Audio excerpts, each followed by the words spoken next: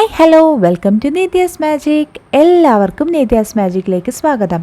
ഇന്ന് ഞാൻ വന്നിരിക്കുന്നത് നമുക്ക് വീട്ടിലുള്ള സാധനങ്ങൾ കൊണ്ട് പെട്ടെന്ന് തയ്യാറാക്കാൻ പറ്റുന്ന ഒരു അടിപൊളി കട്ട്ലറ്റിൻ്റെ റെസിപ്പി ആയിട്ടാണ്. അപ്പോൾ ഈ കട്ട്ലറ്റ് വെജിറ്റബിൾ കട്ട്ലറ്റാണ്. നമ്മളിതിൽ മൈദയോ ബ്രെഡോ അങ്ങനെ ഒന്നും യൂസ് ചെയ്യുന്നില്ല. അപ്പോൾ ഈ കട്ട്ലറ്റിൻ്റെ മെയിൻ ഇൻഗ്രീഡിയൻ്റ് എന്ന് പറയുന്നത് ഉരുളക്കിഴങ്ങാണ്. ഞാനിവിടെ 3 ഉരുളക്കിഴങ്ങ് എടുത്തിട്ടുണ്ട്. അപ്പോൾ ചെറുതായതുകൊണ്ടാണ് 3 എടുത്തത്, വലുതാണെങ്കിൽ 2 ആവശ്യമുള്ളൂ. അപ്പോൾ ഇത് ഞാൻ പുഴുങ്ങി എടുത്തതാണ്. തൊലിയൊക്കെ കളഞ്ഞിട്ട് ഇത് നമുക്കൊന്ന് ക്രഷ് ചെയ്തെടുക്കണം ആദ്യം. ഞാനിപ്പോൾ ഉരുളക്കിഴങ്ങ് ക്രഷ് ചെയ്തെടുത്തിട്ടുണ്ട്. ഇനി നമുക്കിത് ഇതിലേക്ക് ബാക്കി ഇൻഗ്രീഡിയൻസ് ചേർക്കാം. ആദ്യമായിട്ട് നമുക്ക് സവാളയാണ് ചേർക്കേണ്ടത്. ഞാനിവിടെ ഒരു സവാള കുഞ്ഞു പീസായിട്ട് കട്ട് ചെയ്തെടുത്തിട്ടുണ്ട്, അതാണ് ചേർത്ത് കൊടുത്തത്. പിന്നെ നമുക്ക് ഇതിലേക്ക് ആവശ്യം പച്ചമുളകാണ്. ഞാനിപ്പോൾ ഇവിടെ ഒരു പച്ചമുളകാണ് ചേർക്കുന്നത്. നമ്മളുടെ എരിവിനനുസരിച്ചിട്ട് ചേർത്ത് കൊടുക്കാം കേട്ടോ. ഞാനിപ്പോൾ ഒരു പച്ചമുളകേ ചേർക്കുന്നുള്ളൂ.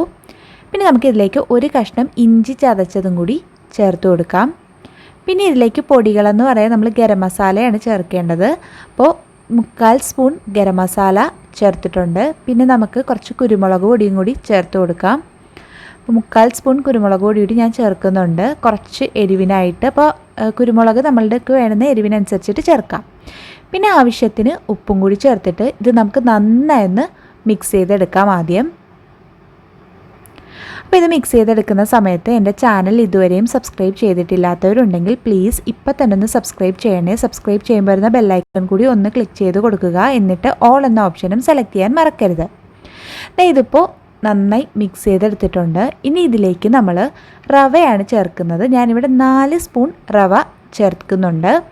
അപ്പോൾ സാധാരണ നമ്മൾ കട്ട്ലറ്റ് മൈദയിൽ മുക്കി ബ്രെഡ് ക്രംസിലൊക്കെ പൊതിഞ്ഞിട്ടാണല്ലോ ചെയ്യുന്നത്. അപ്പോൾ ഇത് അതിന് പകരം നമ്മൾ റവയാണ് യൂസ് ചെയ്യുന്നത്.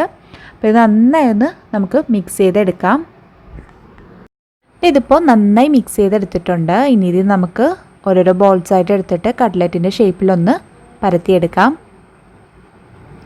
നമുക്ക് വളരെ എളുപ്പത്തിൽ തയ്യാറാക്കാൻ പറ്റിയ കട്ട്ലറ്റാണ് കേട്ടോ. അതും വീട്ടിലുള്ള ഇൻഗ്രീഡിയൻസ് മാത്രം വെച്ചിട്ട് മിനിമം ഇൻഗ്രീഡിയൻസ് മതി. നമുക്കിപ്പോൾ വെജിറ്റബിൾ കട്ട്ലറ്റ് ആയതുകൊണ്ട് വേണമെങ്കിൽ മറ്റ് വെജിറ്റബിൾസ് ക്യാരറ്റൊക്കെ ചേർത്ത് കൊടുക്കാം.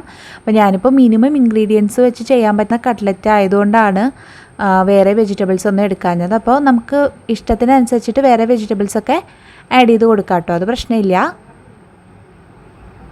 ഇതിപ്പോൾ നന്നായി പരത്തിയെടുത്തിട്ടുണ്ട്. കട്ട്ലറ്റിൻ്റെ ഷേപ്പിൽ ഇതുപോലെ നമുക്ക് ബാക്കിയും ചെയ്തെടുക്കാം, എന്നിട്ട് ഫ്രൈ ചെയ്തെടുക്കാം കേട്ടോ.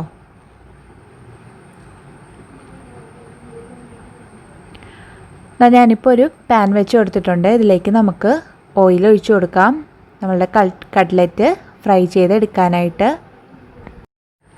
ഇപ്പോൾ ഓയിൽ നന്നായി ചൂടായി വന്നിട്ടുണ്ട്. ഇനി ഇതിലേക്ക് നമുക്ക് ഓരോരോ കട്ട്ലറ്റായിട്ട് ഇട്ട് കൊടുക്കാം. അപ്പോൾ ഞാനിവിടെ കുറച്ച് ഓയിലേ എടുത്തിട്ടുള്ളൂ കേട്ടോ, ഒരുപാട് ഓയിൽ എടുത്തിട്ടില്ല. മിനിമം ഓയിലിൽ തന്നെ നമുക്കിത് ഫ്രൈ ചെയ്തെടുക്കാം ശ്രമിക്കാം.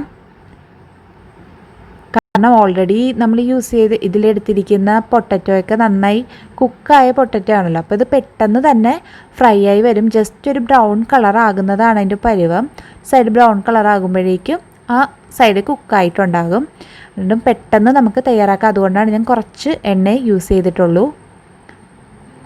അപ്പോൾ ഇതൊരു ബ്രൗൺ കളറൊക്കെ ആകുമ്പോൾ നമുക്ക് തിരിച്ചിട്ട് കൊടുക്കാം കേട്ടോ.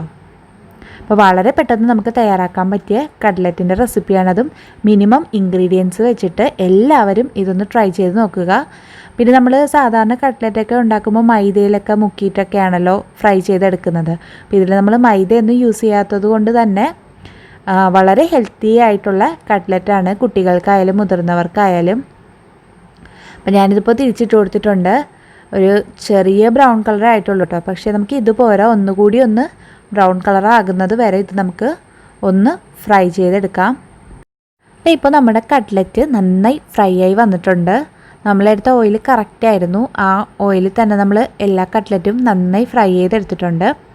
പിന്നെ ഇത് നമുക്ക് വേറൊരു പാത്രത്തിലേക്ക് മാറ്റാം. അപ്പോൾ എല്ലാ സൈഡും നന്നായി ഫ്രൈ ആയി വന്നോന്ന് ശ്രദ്ധിക്കണം കേട്ടോ. 2 സൈഡ് മാത്രം മറിച്ചിട്ടാൽ പോരാ, എല്ലാ സൈഡും നന്നായി ഫ്രൈ ആയി വന്നോന്ന് നോക്കിയിട്ട് വേണം നമ്മളിത് പ്ലേറ്റിലേക്ക് മാറ്റാൻ. അപ്പോൾ നല്ല ഹെൽത്തി ആയിട്ടുള്ള നമ്മളുടെ വെജിറ്റബിൾ കട്ട്ലറ്റ് ഇവിടെ റെഡി ആയിട്ടുണ്ട്. എല്ലാവർക്കും ഈ റെസിപ്പി ഇഷ്ടമായെന്ന് വിചാരിക്കുന്നു. ഇഷ്ടമായെങ്കിൽ ലൈക്ക് ചെയ്യാനും ഷെയർ ചെയ്യാനും കമൻറ്റ് ചെയ്യാനും മറക്കരുത്. ഒപ്പം ചാനൽ സബ്സ്ക്രൈബ് ചെയ്തിട്ടില്ലാത്തവരുണ്ടെങ്കിൽ ആ സബ്സ്ക്രൈബ് ബട്ടൺ കൂടി ഒന്ന് ക്ലിക്ക് ചെയ്ത് കൊടുക്കുക. സബ്സ്ക്രൈബ് ബട്ടൺ ക്ലിക്ക് ചെയ്യുമ്പോൾ വരുന്ന കുഞ്ഞു ബെല്ലൈക്കൺ കൂടി ക്ലിക്ക് ചെയ്യാനും മറക്കരുത്. അപ്പോൾ ഇതുപോലുള്ള നല്ല നല്ല റെസിപ്പീസുമായി നമുക്ക് വീണ്ടും കാണാം. അതുവരെ താങ്ക് യു. ബൈ.